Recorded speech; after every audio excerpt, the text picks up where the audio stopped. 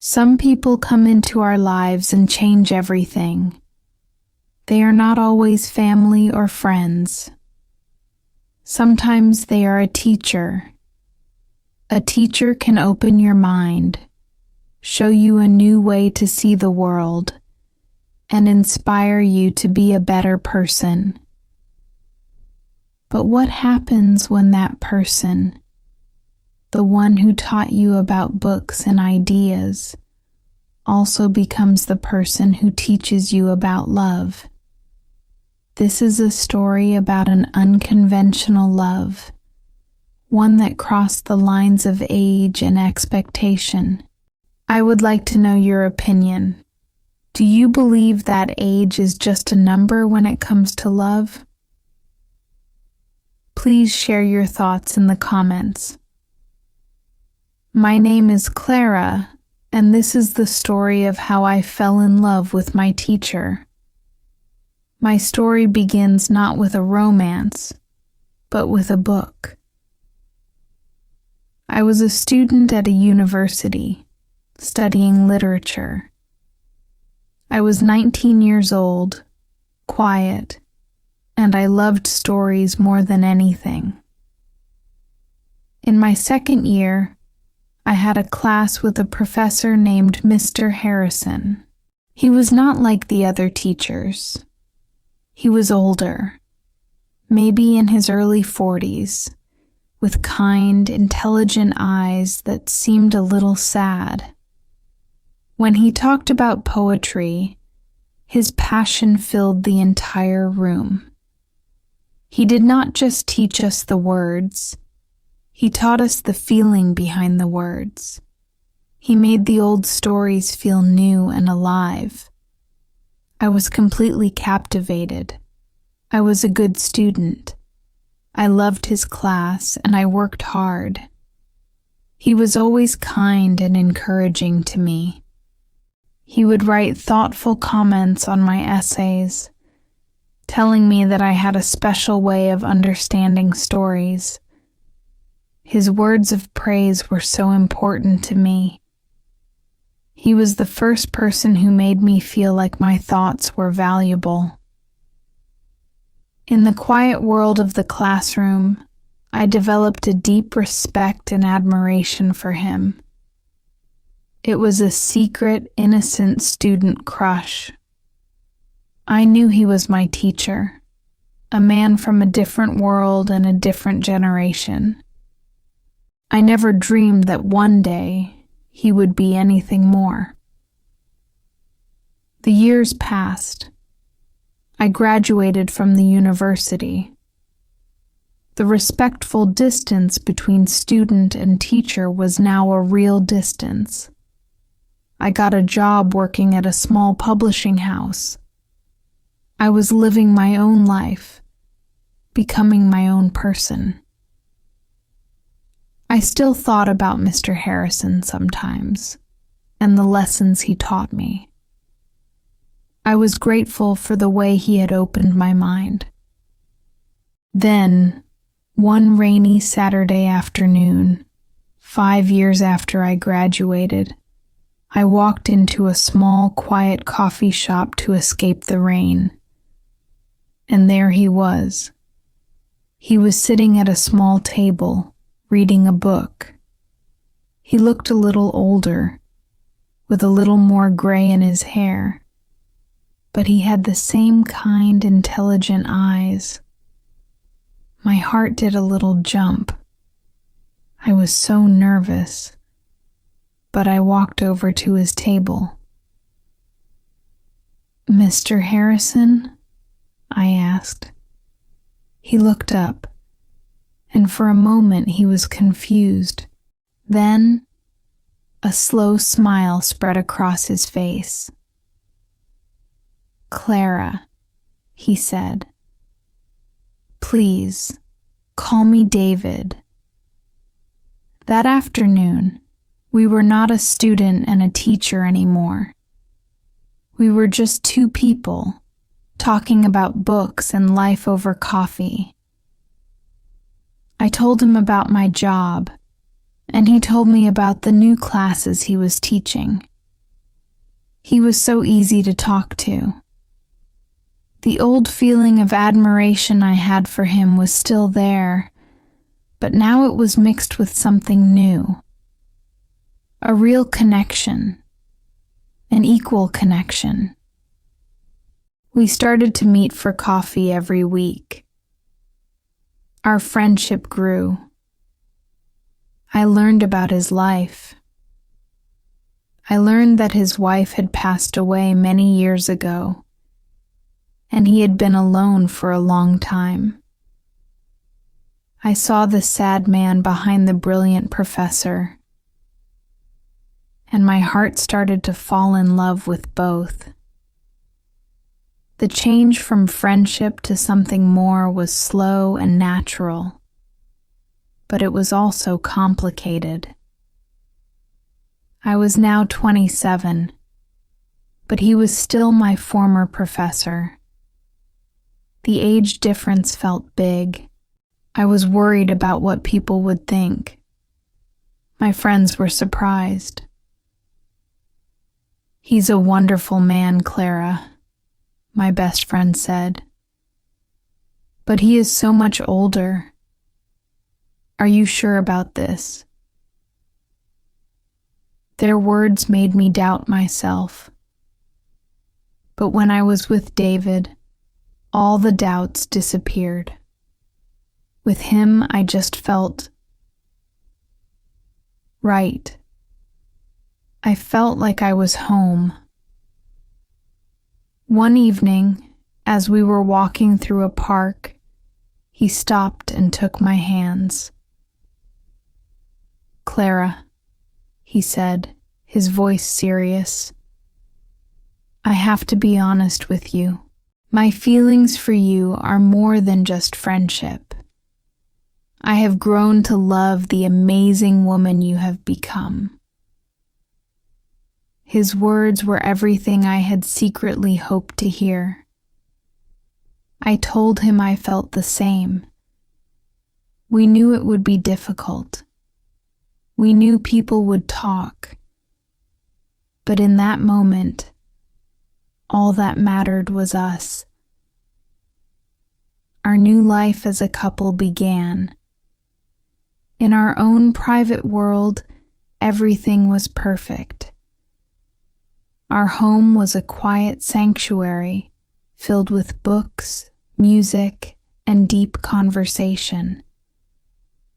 With David, I felt completely understood. He was not just my partner. He was my best friend and my greatest teacher. He taught me to see the world with more curious and intelligent eyes. And I think I taught him things too.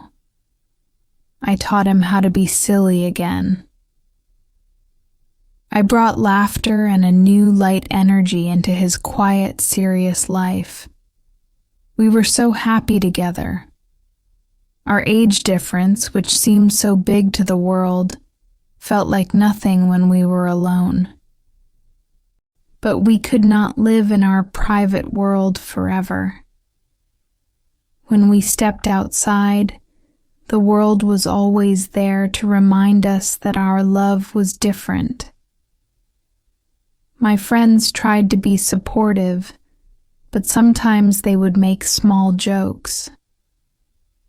"Are you going to get extra credit for dating the professor?" one of them asked.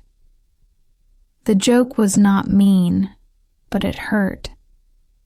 It made our deep, real connection feel small and silly. The hardest part was his world. David was a respected professor at the university. When he took me to work events, I felt the eyes of his colleagues on me.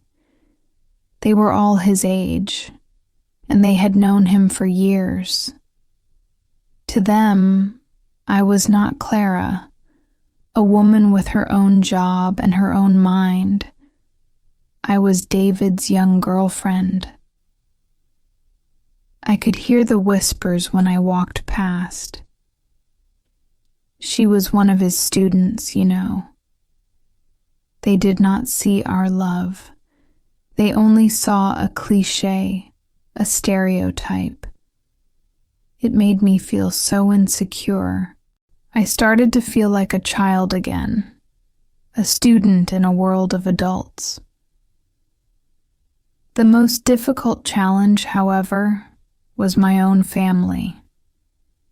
My parents had always loved me so much. When I told them about David, they were worried. My mother was quiet, her face full of concern. My father was more direct. "He is a good man, Clara. I can see that," my father said after meeting him. "But he is 20 years older than you. He has already lived half of his life. You are just starting yours. I am just worried that this will bring you pain in the future." His words came from a place of love, and that made them hurt even more. Despite all these challenges, our love for each other only grew stronger. We knew we were a team, and that we had to fight for our happiness. 1 year after our friendship turned into love, David asked me to marry him. We were in our favorite old bookstore, surrounded by the stories we both loved. He gave me a beautiful, simple ring. He told me that the story of us was his favorite one of all. I cried, and I said yes. I was so full of hope. I thought that maybe, if we were married, the world would finally see that our love was serious and real. We went to tell my parents our happy news. I was so nervous. I wanted their blessing more than anything. We sat in their living room, and I showed my mother the ring. She looked happy for me, but her eyes were still full of worry. Then my father spoke. His voice was gentle, but his words were heavy. "Clara," he said, "I love you. You are my only daughter. And because I love you, I cannot be happy about this. A marriage is a promise for a long future, and I am so afraid that your futures are not the same length. I cannot give you my blessing to marry this man. I am so sorry." His words were a physical blow. The joy of my engagement was suddenly gone, replaced by a terrible, heavy sadness. I was in the middle of an impossible choice. The man I wanted to marry, and the father I had always loved and respected. David was quiet on the drive home. He held my hand. He understood my father's fears. But I was heartbroken. I knew that our fight for acceptance was not over. In fact, the hardest part was just beginning. The weeks after we told my parents about our engagement were some of the saddest of my life. The joy of marrying David was now covered by a dark cloud of my father's disapproval. My relationship with my parents, which had always been so warm and easy, was now full of a sad, difficult tension. My mother would call me, and she would try to be cheerful, but I could hear the worry in her voice. She was trapped in the middle, between the husband she loved and the daughter she loved. My father and I did not speak. It was a silent, painful war between two people who loved each other very much. This sadness came into my life with David too. He could see the pain in my eyes. He was so patient, so kind. He would hold me and say, "I am so sorry, Clara. I am sorry that my love for you is causing you this pain with your family." I started to feel a terrible doubt in my own heart. Was I being a bad daughter? Was I being selfish? My father's words were always in my mind. What happens in 20 years? He was just trying to protect me. Was I making a terrible mistake? Was our love story destined to have a sad ending? I knew I could not continue with this doubt in my heart. It was not fair to me, and it was not fair to David. If we were going to build a life together, we had to be honest about the future, about the real challenges of our age difference. One evening, I sat down with him in our quiet living room. I was so nervous. My voice was shaking.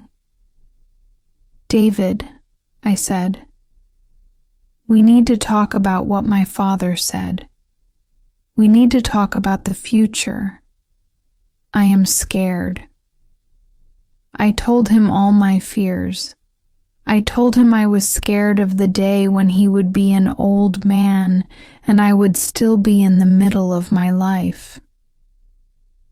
I was scared of being a young widow. I was scared of the loneliness that could come in the future. I cried as I spoke, laying all my secret, ugly fears out in front of him. He did not interrupt me. He just listened, his face full of a deep, sad understanding. When I was finished, he was quiet for a long time. Then he took my hands in his. "Thank you for telling me the truth," he said, his voice soft. "Because I have all of those same fears, Clara. I worry about it every day. I worry that I am selfish to ask you to share your beautiful life with the end of mine. I worry about leaving you alone. I think about it all the time." His honesty was a gift. He was not trying to pretend our challenges were not real. He continued, "I cannot promise you a long life. No one can promise that, Clara. A person my age could live for 30 more years, and a person your age could get sick tomorrow. We don't know. The future is a secret, but I can promise you this. I will love you with my whole heart every single day that I have.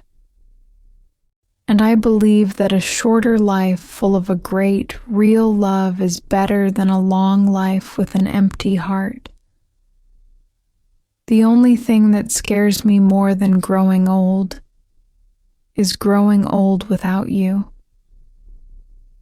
In that moment, all my doubts disappeared.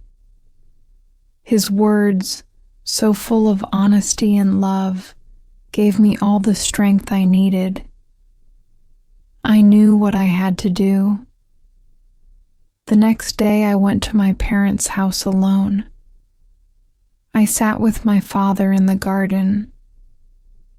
It was a difficult, emotional conversation. I told him, "Dad, I love you. I know you are just trying to protect me. I understand your fears because I have them too. But I love David, and I have chosen him. I choose a future with him, even if it is uncertain, because a life without him would be more painful than any future sadness. We are getting married, and I hope one day you will be able to see the happiness he gives me, and you will be able to share it with us.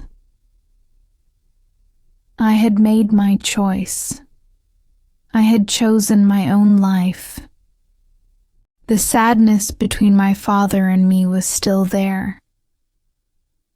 The problem was not magically fixed, but I had spoken my truth with love and with respect.